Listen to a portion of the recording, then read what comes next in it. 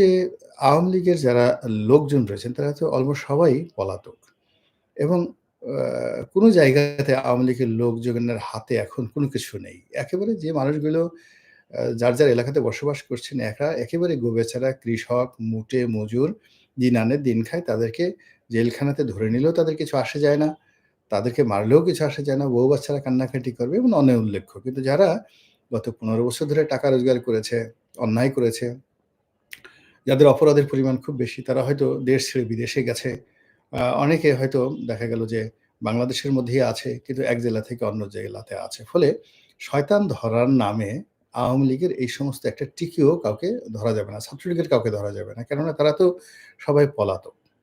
তাহলে শয়তানটা কে?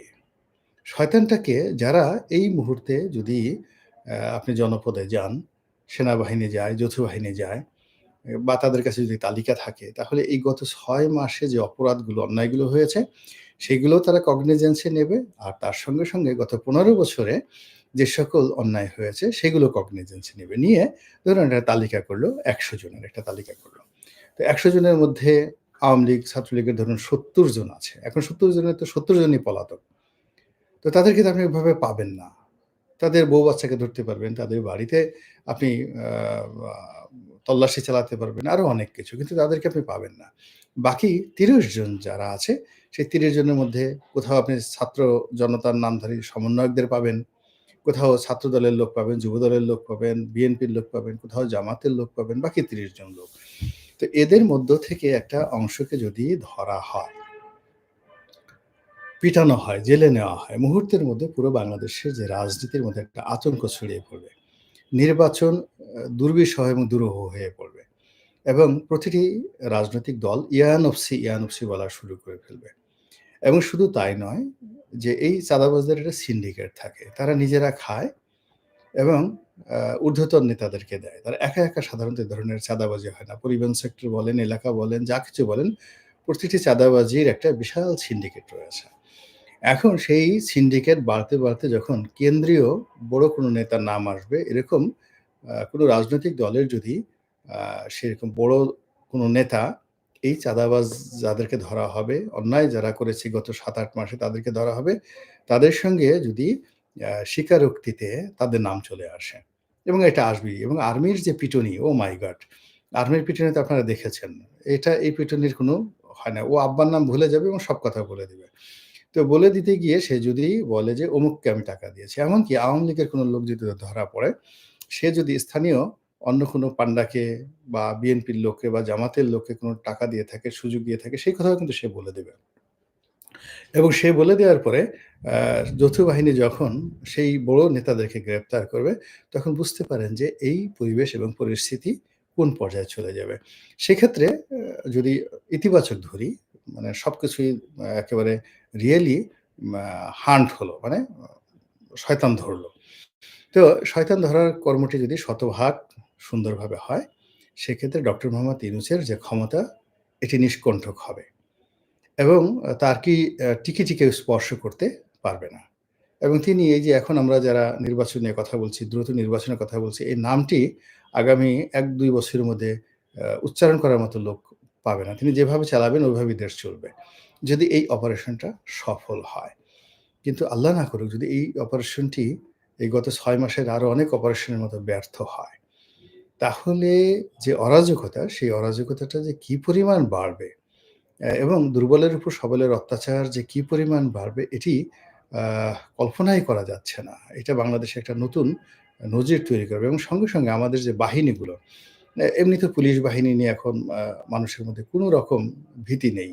আ তারপরে সেটা থানা পুলিশকে বা ট্রাফিক পুলিশকে কেউ পাত্তাই দিতে চায় না। যে যার মতো করে পারে সেখানে থানা পুলিশের সঙ্গে দ্বন্দ্ব ফ্যাসাদে জড়িয়ে পড়ছে। তার সঙ্গে অনেক জায়গায় দেখলাম যে সেনাবাহিনীকেও পাত্তা দেওয়া হয় না। সেনাবাহিনী খুব সংযত আচরণ করছে ঠিকই। কিন্তু তারা যেহেতু ডাইরেক্ট কোনো অপারেশন এ যাচ্ছেন না, এজন্য অনেকে দেখা যাচ্ছে যে সেনাবাহিনীর সদস্যদের সঙ্গেও বাকবিতণ্ডায় জড়িয়ে পড়ছেন। তো এই যে এই অপারেশনটি যদি আ সেনাবাহিনীর নেতৃত্বে পরিচালিত অবশ্যই হচ্ছে এবং সেখানে তাদের ম্যাজিস্ট্রেটিভ পাওয়ার থেকে শুরু করে সবকিছু থাকা সত্ত্বেও এটা দিন শেষে একটি অশ্বডিম্ব প্রসব করে। তাহলে এই বাহিনীগুলোই আগামীতে যাকে বলা হয় প্রশ্নের মুখোমুখি হবে। আর সেই অবস্থাতে পার্শ্ববর্তী দেশ, আওয়ামী লীগ কি সুযোগ নিতে পারে, পাকিস্তান কি সুযোগ নিতে পারে, চায়না কি সুযোগ নিতে পারে, সেই ব্যাপারে সংক্ষিপ্ত আলোচনা করে আজকের এই বক্তব্য শেষ করব। কিন্তু তার আগে আবার একটু দেখে আসি যে কারা আছেন। সম্মানিত দর্শক, প্রায় ২২ মিনিট কথা বলেছি। অনেকে আছেন, আ ৫,৭৯৪ জন ভাই-বোনেরা আমাদের সঙ্গে আছেন। আওয়ামী লীগ অভিভাবক খুঁজতে কিন্তু পাচ্ছে না। আমার মনে হয় সমন্বয়ক সবাই ভয় পেয়েছে। আওয়ামী লীগ এখন রাজপথে নেই। এখন যা পাইছে কথা, তারপরে চুরি ডাকাতি করার স্বাধীনতা চাই। আপনার মতো আ পলিটিশিয়ান জামায়াতে ইসলামীর দরকার।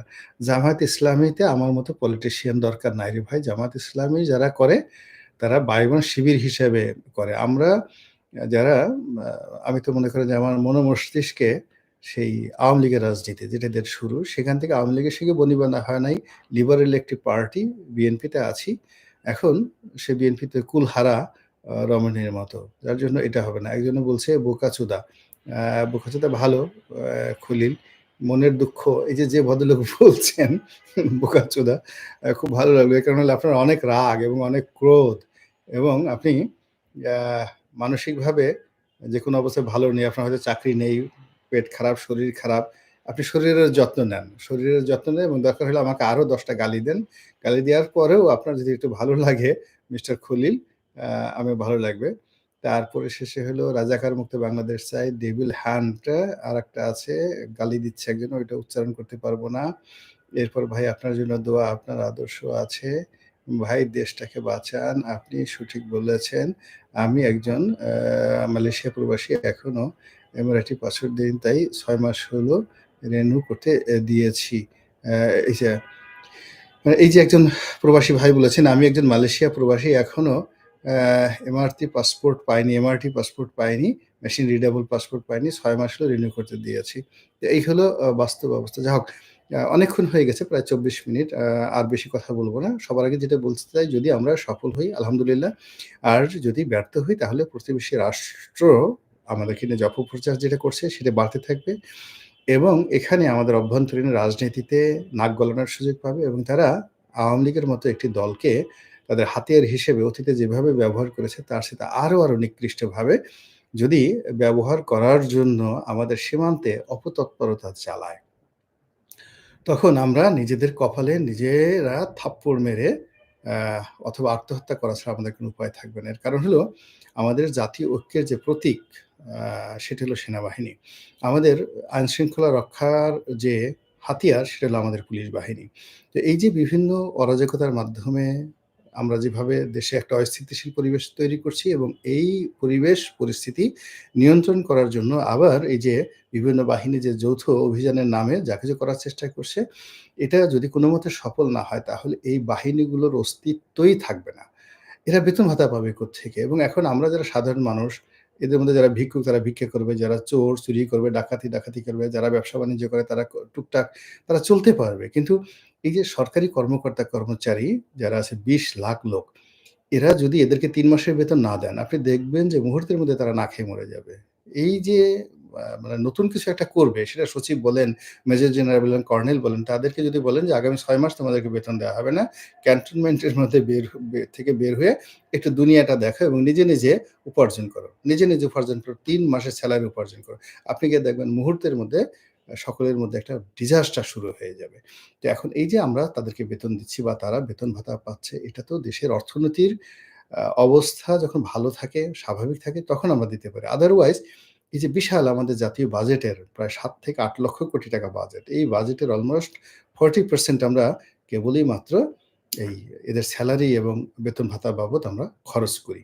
পৃথিবীর কোনো দেশে এরকম ব্যয়বহুল ম্যানেজমেন্ট আর নেই। তো এই কাজটা আমরা করছি। এখন যদি দেশ অস্থিতিশীল হয়, আমরা তো সরকারি কর্মকর্তাদেরকে বেতন দিতে পারব না। ফলে এই যে সরকারি কর্মকর্তা যারা আছে তাদের প্রতি স্বনির্বন্ধ অনুরোধ, রাজনীতির কূটচালে জড়াবেন না। শয়তান ধরতে নামছেন, সত্যিকার শয়তান ধরেন এবং দৃষ্টান্তমূলক শাস্তি দেন যেন কোনো মানুষ ভবিষ্যতে আর যেন শয়তান হওয়ার দুরাশা পোষণ না করে। যারা এই অপারেশনে নামবেন তাদের জন্য শুভাশিস রইল এবং কোনো অবস্থাতেই আল্লাহ রাব্বুল আলামিন আপনাদেরকে যে দায়িত্ব দিয়েছে, এবং আপনাদের হাতে জাতি যে অস্ত্র তুলে দিয়েছে, এই অস্ত্র যেন কখনো আত্মঘাতী না হয় এবং কোনো মানুষ যেন মজলুম না হয় এবং আপনাদের দ্বারা যেন কোনো ব্যক্তি ক্ষতিগ্রস্ত না হয়, এই দোয়া করছি। আসসালামু আলাইকুম ওয়া রাহমাতুল্লাহি ওয়া বারাকাতুহু।